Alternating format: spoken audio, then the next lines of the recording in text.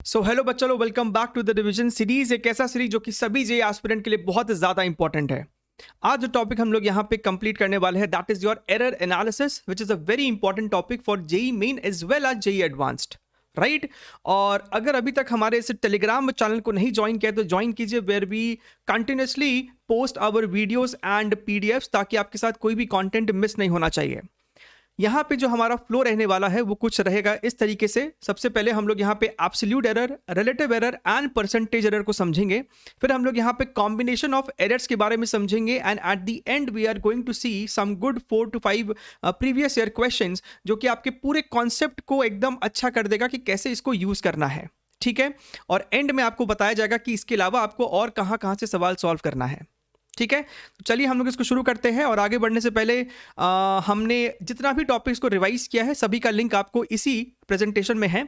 इसका PDF format आपको नीचे मिलेगा, तो आप इस नोट्स को वहीं से भी डाउनलोड कर सकते हैं ताकि आप इसे बार बार रेफर कर सकें, राइट। चलिए सबसे पहले हम लोग यहाँ पे बात कर लेते हैं कि एरर का बेसिक फंडामेंटल मीनिंग क्या होता है। एरर का मीनिंग सिंपली इतना होता है, that is the difference between the true value and the measured value. Suppose कीजिए आपके पास कोई ऑब्जेक्ट है, राइट, उसका लेंथ कुछ लेटस से 5 सेंटीमीटर है और आपने मेजर किया 4.9 centimetre, which means the error is 0.1 centimetre, right. Very simple, okay. अब यहां पे बात आता है ट्रू वैल्यू की। अगर आप लॉजिकली सोचे तो ट्रू वैल्यू जैसी कुछ आप डिफाइन नहीं कर पाएंगे। क्यों? क्योंकि अगर आपने बोला कि सर इस ऑब्जेक्ट का लेंथ है 5.5 सेंटीमीटर, ये कोई गारंटी नहीं है। हो सकता है उसका लेंथ हो 5.55 सेंटीमीटर, हो सकता है उसका लेंथ हो 5.553 सेंटीमीटर, या फिर 5.5532 centimetre, right. So you get the point. Decimal के बाद हम लोग कितने प्लेसेस तक जा रहे हैं उस पर डिपेंड करता है, ठीक है। सो जब ऐसी सिचुएशन आती है तो एक्सपेरिमेंट्स में हम लोगों को अगर ट्रू वैल्यू जानना है तो हम लोग एवरेजिंग का सहारा लेते हैं, राइट। कहने का मतलब है कि मान लीजिए कि आपने कोई एक्सपेरिमेंट किया और वहां पे आपने n नंबर ऑफ रीडिंग्स लिया, R1, R2, R3 and so on till Rn। तो आप इन सभी रीडिंग्स का एवरेज ले लोगे और ये जो एवरेज रीडिंग होगा ना, उसी को हम लोग अपना रेफरेंस रीडिंग यानी कि ट्रू वैल्यू ट्रीट करेंगे। अनलेस एंड अनटिल आपको क्वेश्चन में मेंशन किया जाए कि ट्रू वैल्यू इतनी है, आपको एवरेजिंग से निकालना पड़ सकता है the true value of the object, right. जो भी मेजरमेंट है, चाहे वो टाइम हो, चाहे वो आपका लेंथ हो, चाहे वो आपका मास हो। क्लियर है? अच्छा, once you have found out the average, the true value, the next step becomes your absolute error. Absolute error निकालने का क्या तरीका है? So absolute error in reading 1 is basically R1 minus R average. Absolute error in reading 2 is R2 minus R average, और इसी तरीके से आप करते चले जाएंगे। सो डेल्टा R1 को हम लोग क्या बोलेंगे? Absolute error in reading 1। Delta R2 is absolute error in reading 2, right, okay. और हमें ये जो delta R1, delta R2, delta Rn है, हमें इनका सिर्फ मैग्नीट्यूड लेना है अपने स्टेप 3 के लिए। स्टेप 3 क्या होने वाला है मेरा? That is going to be mean absolute error. ये जितना भी आपका एब्सोल्यूट एरर आया है उनका भी हमने अब एवरेज लेना है, हमें उनका मीन लेना है।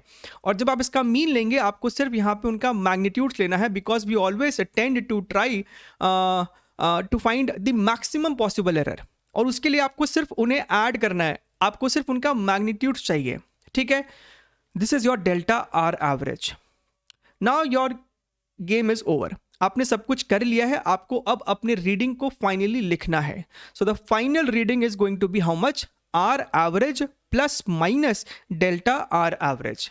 कहने का मतलब है कि अगर ये 4 होता और प्लस माइनस ये लेटस से 0.1 होता, सो आपकी final reading is 4 plus minus 0.1, यानी कि आपकी जो रीडिंग है वो 3.9 से लेके 4.1 तक वेरी कर सकती है। ये जो प्लस माइनस 0.1 है, एक बारी माइनस लिया तो 3.9 और एक बारी प्लस लिया तो 4.1, which means the reading can vary between 3.9 to 4.1। Clear है? यहीं से आप कह सकते हैं that the relative error is going to be delta R average upon R average, और अगर हमने इसी में 100 मल्टीप्लाई कर दिया तो वो हो जाएगा मेरा परसेंटेज एरर। क्लियर है? तो ये आपको हो गया कि अगर आपको सवाल में एक्सपेरिमेंट बेस्ड कोई क्वेश्चन पूछा जाता है, आपको n नंबर ऑफ रीडिंग्स दे दिया और आपसे फिर पूछता है फाइंड द रिलेटिव एरर या फिर परसेंटेज एरर। क्लियर है? इसी के ऊपर आपको एनसीईआरटी में ये एक सॉल्व्ड एग्जांपल है, हम लोग इसे यहाँ पर डिस्कस नहीं करने वाले हैं। आपको ये प्रेजेंटेशन का पीडीएफ फॉर्मेट नीचे मिलेगा, या फिर आप इसे पॉज करके इसको जस्ट रीड कर सकते हैं। एग्जैक्ट उसी फॉर्मेट पे चलना है, step 1, step 2, step 3 and finally you get this reading that is 2.62 plus minus 0.11। Clear है? आप इसको देख सकते हैं पॉज करके। अब हम लोग यहाँ पे बात करते हैं कॉम्बिनेशन ऑफ एरर्स की। कहने का क्या मतलब है, मान लीजिए आपको एक रेक्टेंगल का सरफेस एरिया पता करना है, राइट? अच्छा, अब वहां पे आप उसका लेंथ मेजर करेंगे, आप उसका ब्रेड्थ मेजर करेंगे, आप दोनों ही मेजरमेंट में कुछ ना कुछ गलतियां या फिर एरर करेंगे, ठीक है? लेंथ में भी एरर होगा, ब्रेड्थ में भी एरर होगा। So what is the error in the area? Because area का फॉर्मूला होता है लेंथ इनटू ब्रेड्थ, तो उस केस में एरिया में कितना एरर आने वाला है वो हमें सॉल्व करना आना चाहिए। या फिर हमें अगर उसका पेरीमीटर निकालना है तो वहां पे हमें समीशन लेना है, तो समीशन में आपको फिर पेरीमीटर में कितना एरर आएगा वो हमें पता होना चाहिए, ठीक है? तो कॉम्बिनेशन ऑफ एरर्स में एडिशन, सब्ट्रैक्शन, मल्टीप्लिकेशन, डिवीजन, सभी का आपको एक एक यहाँ पे तरीका दिखाया जाएगा, और न्यूमेरिकल में तो हम लोग डिटेल में समझेंगे। तो यहाँ पे एग्जाम्पल के तौर में सम और डिफरेंस में मान लीजिए L की वैल्यू है, लेंथ हो सकता है ये 4.1 प्लस माइनस 0.1 सेंटीमीटर, और ब्रेड्थ की वैल्यू है 3.3 प्लस माइनस 0.1 सेंटीमीटर। तो अगर हमें सिर्फ ऐड करना है इन दोनों को, सबमिशन करना इन दोनों को, तो यहाँ पे 4.1 और 3.3 तो ऐड हो जाएगा, ये आपको सिंपली हो जाएगा 7.4। लेकिन when it comes to the error, आपको हमेशा मैग्नीट्यूड्स यानी कि पॉजिटिव ही लेना है साइन। तो यहां से भी प्लस 0.1, यहां से भी प्लस 0.1, तो ये आपको टोटल होने वाला है 0.2, और बीच में साइन प्लस माइनस, यानी कि अब आपका जो ये समीशन है उसमें जो आपका एरर हो सकता है possible, that is plus minus 0.2, plus minus 0.2। और अगर डिफरेंस की बात करें, अगर यही आपको डिफरेंस होता that is L minus B, तो 4.1 माइनस 3.3 करेंगे विच इज योर 0.8, लेकिन आपका एरर स्टिल प्लस माइनस 0.2 ही रहने वाला है। इस बात को में आपको ध्यान में रखना है कि एरर जब भी निकाले आप मैक्सिमम पॉसिबल एरर ही निकालना होता है हमें सवाल में, तो आप इसीलिए हमेशा प्लस किया करेंगे। जहां तक बात है आपकी प्रोडक्ट या फिर डिवीजन की, हम लोग यहाँ पे एक जनरल केस लेने वाले हैं, और ज्यादातर सवाल आपको इसी फॉर्मेट पे बनता है। सवाल में या फिर यहाँ जो एग्जाम्पल है, P जो है कोई फंक्शन हो सकता है which depends upon x, y and z, x की पावर a, y की पावर b, z की पावर c, और यहाँ पे भी एक साइड में एक कांस्टेंट मल्टीप्लाइड है d। यहाँ पे a, b, c, d चारों ही एक कांस्टेंट है। x, y, z अलग अलग पैरामीटर हो सकता है जिसको आपने मेजर किया था। आपने जब x को मेजर किया तो डेल्टा x का आपने वहां पे एरर देखा, y में डेल्टा y का, और z में डेल्टा z का एरर देखा। हमें पता करना होता है what is the error in the measurement of p, right? So हमें डेल्टा p सॉल्व करना है, फाइंड आउट करना है। क्लियर है एकदम? अच्छा, अब यहां पे हमारा जो ये सब एरर्स होता है ना, वो बहुत छोटा एरर होता है। एरर आप बहुत बड़ा नहीं कर रहे हो, अदरवाइज फिर वो एक्सपेरिमेंट या फिर वो मेजरमेंट करने की कोई मतलब ही नहीं है। तो अगर वो एरर छोटा है तो हम लोग यहाँ पे डिफरेंशिएशन का सहारा ले सकते हैं, just to find out what is the value of delta P, right? अच्छा, अब इसे डिफरेंशिएट करने का बेस्ट तरीका हो सकता है by taking log on both the sides, और उसके बाद हम उसे डिफरेंशिएट करें। बिना लॉग किए भी पॉसिबल है, उसका एग्जांपल हम लोग आगे देखेंगे सॉल्व्ड एग्जांपल में कि कब आपको बिना लॉग के सहारे के डिफरेंशिएट करना चाहिए। लेकिन यहां पे the best possible thing is to take log on both the sides, and when you do that you get log P on the LHS, and right side में आपको यहां पे लॉग का product rule, division rule, power rule सभी लगाना पड़ सकता है। तो ये आपको आएगा a log x plus b log y minus c log z plus log d, ये जो आपका कांस्टेंट था, सो प्लस log d। अब यहां पे आप दोनों तरफ डिफरेंशिएट करेंगे, ठीक है? व्हेन यू डिफरेंशिएट तो log p का हो जाएगा dp बाई p, यहां पे a जो है वो तो बाजू में रहेगा, सो dx by x, b dy by y minus c dz by z, और log d तो पूरा पूरा कांस्टेंट था, तो वो तो सिंपली जीरो हो जाएगा। तो यहां से हमने ये भी सीखा कि अगर इस फॉर्मेट का आपके पास कोई फंक्शन है तो कांस्टेंट जो है उसका कोई मतलब नहीं है, ठीक है? आप यहां पे उसे सिंपली जीरो पुट करेंगे। अच्छा, अब बच्चे यहां पे सोच रहे होंगे कि सर हमने कभी इस तरीके का डिफरेंशिएशन किया नहीं है। हम डिफरेंशिएशन किसी के रेस्पेक्ट में करते हैं, तो कर लो ना। आपको अगर करना है तो टाइम के रेस्पेक्ट में डिफरेंशिएट कर दो दोनों तरफ। तो यहाँ पे फिर डी बाई डी टी होता, d x by d t, d y by d t, d z by d t. So अंत में दोनों तरफ से डी टी जो है वो कैंसिल हो जाएगा, ठीक है। तो इसीलिए हमने उसको लिखा भी नहीं है, आप सिंपली इस तरीके से लिख सकते थे, राइट। अच्छा, अब हमने क्या सीखा, हमें हमेशा चाहिए मैक्सिमम पॉसिबल एरर, राइट। तो यहाँ पे ये माइनस साइन है और ये जो dz है इसका मतलब होता है error in the measurement of z। तो ये जो एरर है ये आपको पॉजिटिव और नेगेटिव दोनों हो सकता था, तो हम लोग नेगेटिव लेंगे ताकि हमारे पास मैक्सिमम पॉसिबल एरर हो जाए। और अगर dz नेगेटिव है तो यहाँ पे भी नेगेटिव था, यानी कि पॉजिटिव आप इफेक्टिवली लेने वाले हैं। तो आपका जो फाइनल इक्वेशन, फाइनल फॉर्मूला बन जाएगा वो यहाँ पे प्लस साइन लेंगे और यहाँ पे dp dx की जगह हम लोगों ने डेल्टा डेल्टा साइन लगा दिया है। तो ये आप इस्तेमाल करेंगे to find the maximum error in p which is your delta p। और इस डेल्टा x बाई x को हम लोग रिलेटिव एरर इन x बोलेंगे, relative error in y and relative error in z। Clear है एकदम। अच्छा, आप इसको एक ट्रिक की तरह भी याद कर सकते हो। x की जो पावर होती है वो आपको लेफ्ट साइड आ जाएगी, delta x by x। y का जो पावर है b वो लेफ्ट साइड आ गया, delta y by y। z का जो पावर है c वो लेफ्ट साइड आ गया, delta z by z। Clear है। चलिए अब हम लोग यहाँ पे कुछ न्यूमेरिकल्स, कुछ क्वेश्चंस PYQs को देखते हैं। ये आपका सबसे पहला सवाल है 2020 जेई मेन का, ठीक है। सवाल में हमसे कहता है the density of a solid metal sphere is determined by measuring its mass and its diameter. आप चाहो तो वीडियो को पॉज करो, सॉल्व करो और फिर आके इसका सोल्यूशन जरूर से देखें। The maximum error in the density of the sphere is this much. If the relative errors in the measuring the mass and the diameter are 6% and 1.5% respectively, the value of x is going to be how much?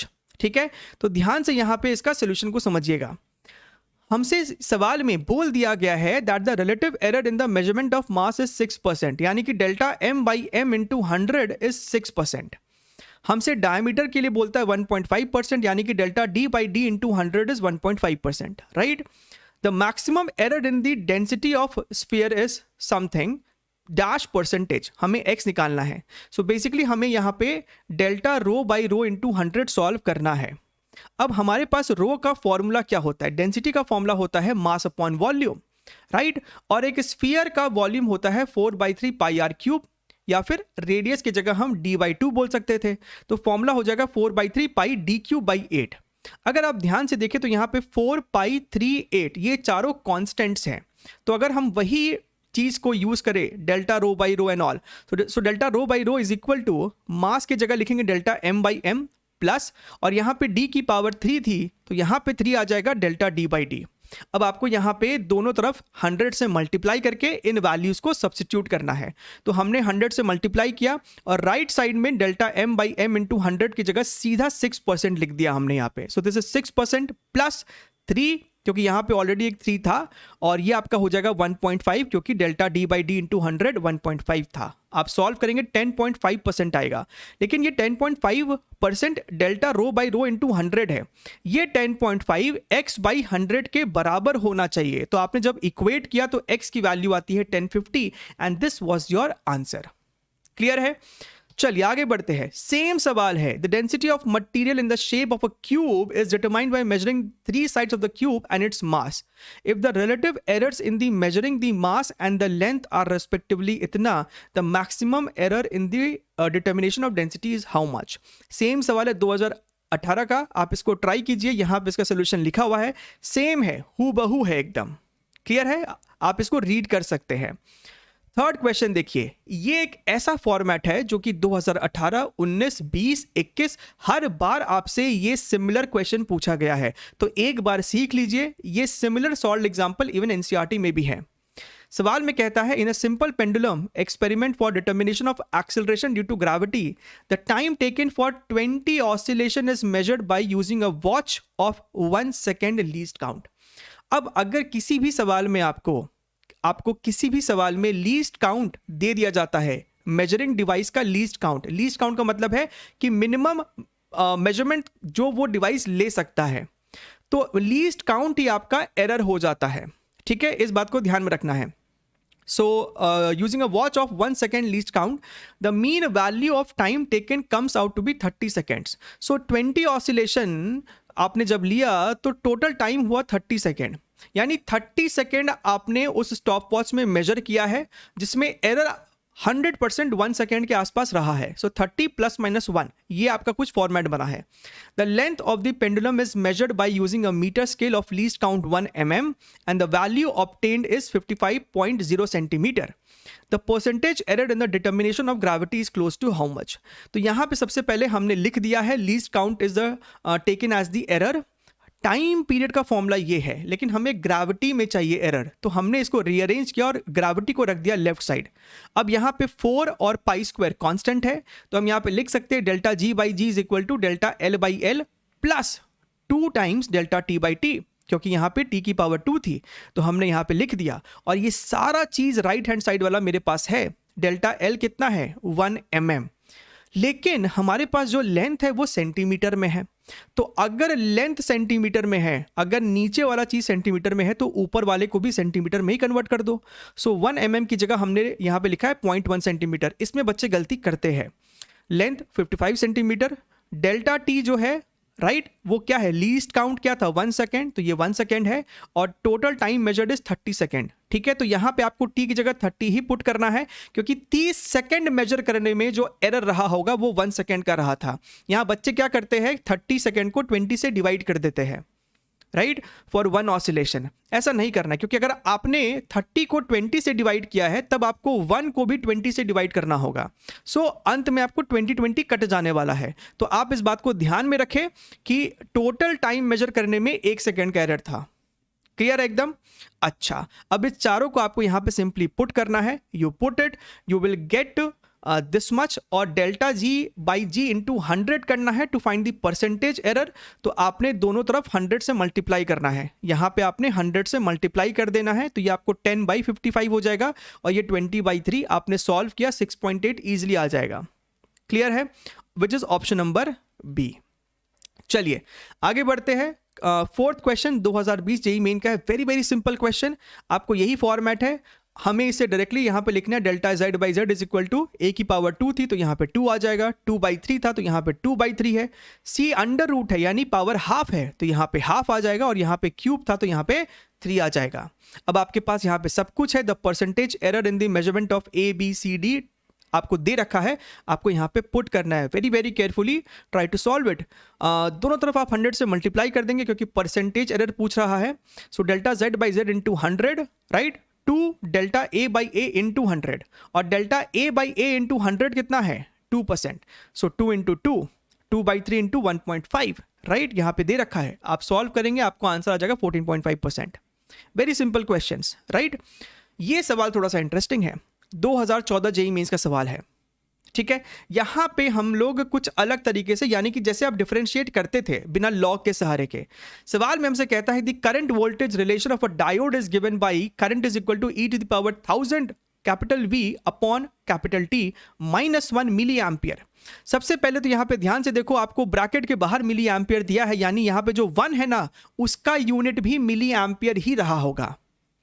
Where the applied voltage V is in volt and T is in Kelvin. If a student makes an error measuring plus minus 0.01 volt while measuring the current of 5 milliampere at 300 Kelvin. तो यहाँ पे temperature आपका constant है 300 kelvin पे, current की जो measured value that is 5 milliampere, voltage में जो आपका एरर रहा है वो आपको दे रखा है, डेल्टा V आपको पता है. What will be the error in the value of current in milliampere? तो हमें यहाँ पे डेल्टा आई या फिर डिफरेंशियल फॉर्म की बात करें तो DI पता करना है.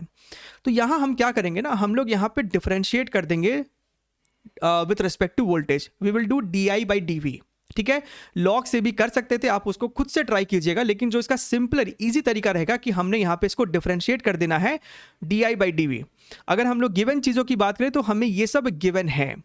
जब आप डिफरेंशिएट करेंगे DI बाई DV, आप देख सकते हैं बाहर में आपको आ जाएगा 1000/T chain rule, e to the power 1000 V/T, और 1 का डिफरेंशिएशन 0 हो जाना है. लेकिन ये e to the power 1000 V/T है क्या, हम उसे दोबारा से रिप्लेस कर सकते हैं i+1 से. इस -1 को अगर उधर ले जाओ, so e to the power 1000 V/T आपको i+1 ही था. हम लोग यहाँ पे उसे रिप्लेस कर देंगे, यहाँ पे लिख दिया i+1, इस dv को राइट साइड ले जाओ तो आपका ये फाइनल इक्वेशन बन जाता है। हमें di निकालना था और हमें राइट साइड की सारी वैल्यूज पता है। आप सब्स्टिट्यूट करेंगे 0.2 मिली एम्पियर आपको आंसर आ जाएगा। ठीक है, इस बात से नहीं घबराना है क्योंकि यहाँ पे 1 जो है वो भी मिली एम्पियर में था। ध्यान दो, मैंने शुरुआत में ही कहा था, इसीलिए कैपिटल I की जो वैल्यू है वो आप 5 मिली एम्पियर ही पुट करेंगे, और क्योंकि ये दोनों आपको मिली एम्पियर है, आपको फाइनल आंसर भी मिली एम्पियर में ही आने वाला है। ठीक है, तो यूनिट्स का ध्यान रखना है, राइट। अगर आपको और सवाल सॉल्व करना है, क्योंकि 2021 में आपको बहुत सारे सवाल पूछे गए थे एरर से, Feb, March, July and August attempt मिला के, तो सभी का लिंक यहाँ पे दिया हुआ है, आप इनको सॉल्व करें।